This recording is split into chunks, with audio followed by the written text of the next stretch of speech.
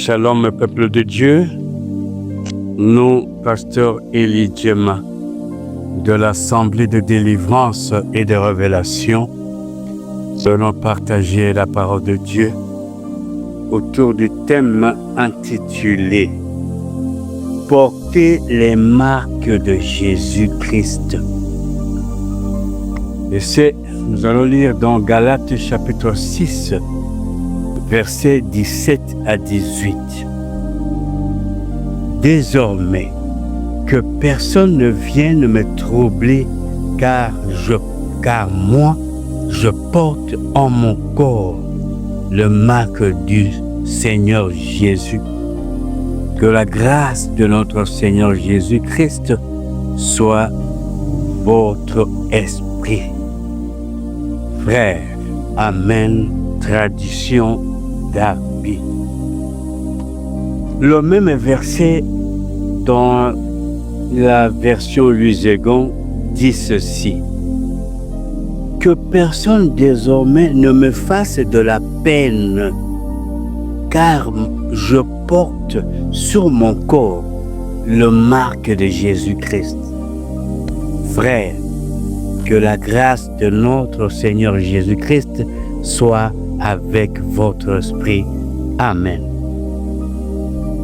Je veux, avant toute chose, comprendre la signification du mot marque. Et cela dans Genèse chapitre 30, verset 32. Je parcourais aujourd'hui tout mon troupeau. Je parcourais aujourd'hui tout ton troupeau. Mais à part parmi les brebis, tout agneau tacheté et marqueté, et tout agneau noir. Et parmi les chèvres, tout ce qui est marqueté et tacheté. Ça sera mon salaire. L'histoire de Jacob dans la maison de Laban, son beau-père, révèle le nombre d'années qu'il avait servi et qui, en définitive, il fallait qu'il soit payé de son salaire. Comme il était berger, il devrait avoir son salaire parmi le troupeau de brebis, parmi le troupeau de chèvres et parmi le troupeau d'agneaux. Et Jacob indiqua déjà à son beau-père que les brebis, les chèvres et les agneaux ayant une marque lui appartiendraient. Dans ce récit, il y a lieu de retenir que la marque est une appartenance. Et depuis des temps, les gens, les groupes de gens appartiennent à des maisons occultes, à des loges, à des sectes, soit par la marque d'habillement, soit par la marque de la coiffure, soit par la marque corporelle. Aussi, dans Esther chapitre 6, verset 3, le roi dit: quelle marque de distinction et d'honneur Mardochée a-t-il reçu pour cela? Il n'a rien reçu, répondirent ceux qui servaient le roi. La marque est une reconnaissance à un cercle quelconque. Le cercle peut être sportif, Le cercle peut être professionnel, voire même spirituel. Pour un exploit quelconque, la personne est marquée en signe d'appartenance au groupe de célèbres en discipline sportive, en discipline scientifique ou autre.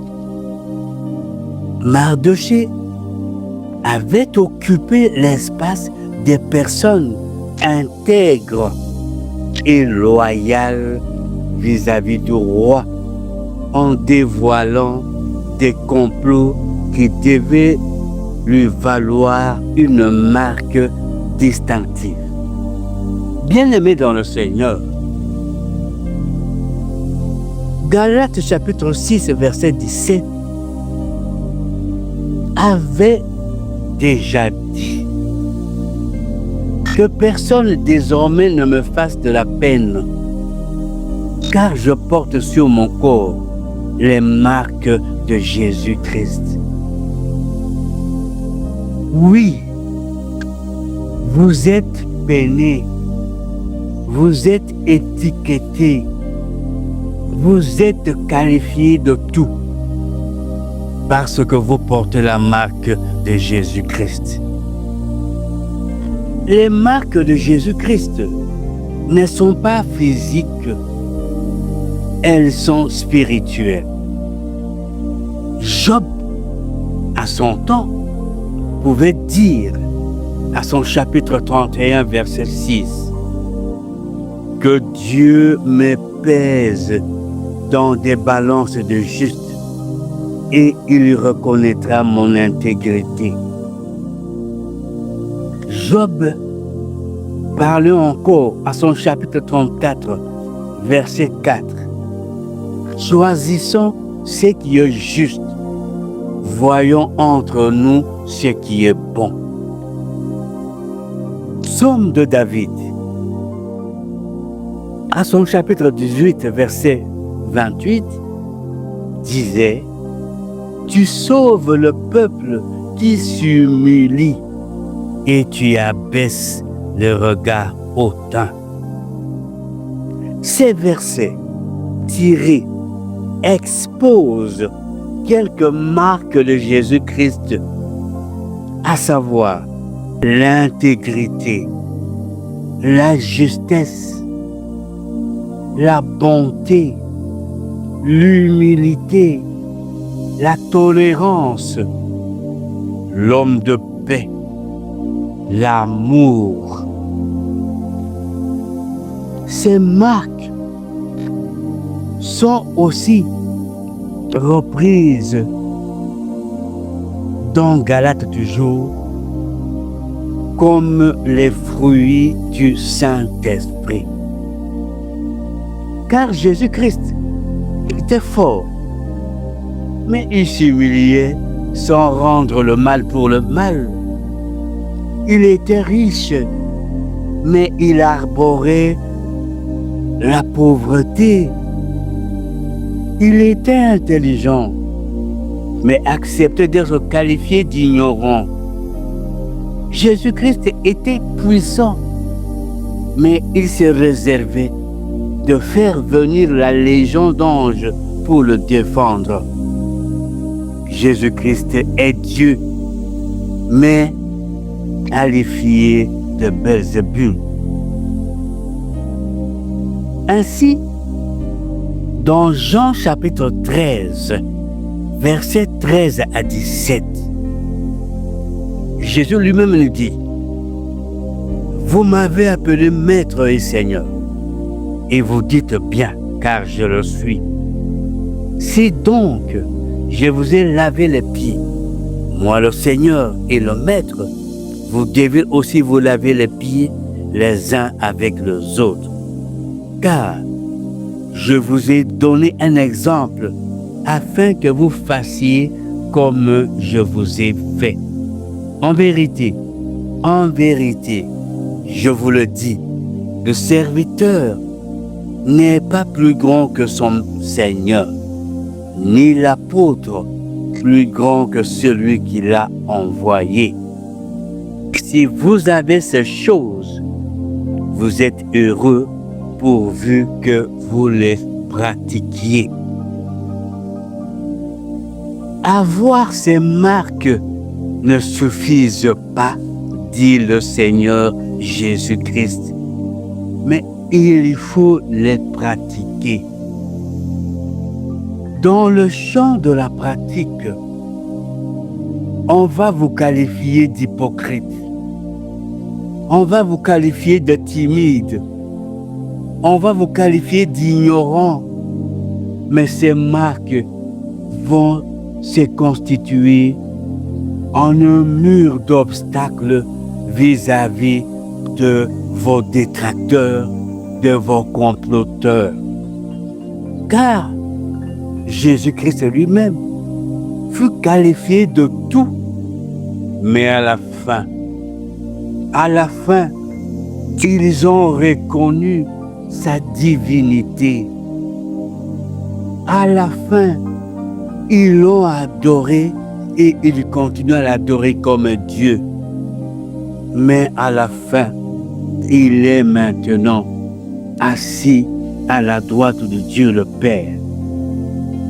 Bien-aimés dans le Seigneur, obéissez à la vérité malgré le prix à payer. Maranatha, Pasteur Élie Djema, le tabernacle de Dieu. Pour tout contact éventuel, plus 243 89 18 78 834, vous pouvez nous joindre dans notre chaîne YouTube en écrivant Assemblée de délivrance et de révélation. C'est à quoi nous vous invitons à vous abonner et à partager.